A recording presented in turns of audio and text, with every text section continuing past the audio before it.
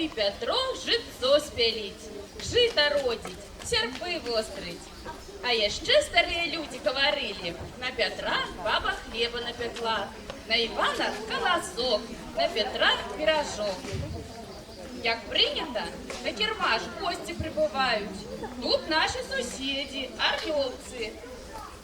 Вашій увазі дикун Наталя. Зустракайте.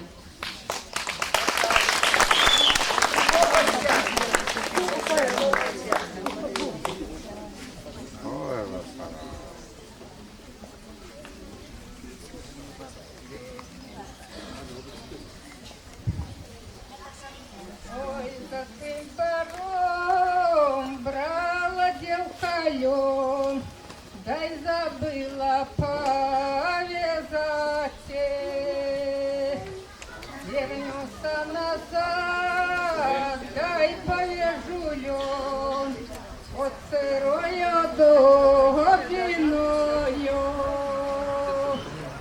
Ой, накажу я своєму милому, от чужою чужиною. Ой, прибудь, прибудь, ко мне, милый мой, хоть лугами, берегами. Не прибуду я, милая моя, за лихими ворогами.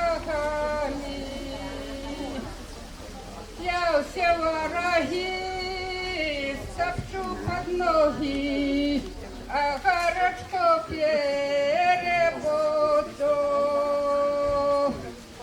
А и к той зиме, к вечерной жене, на вечерочку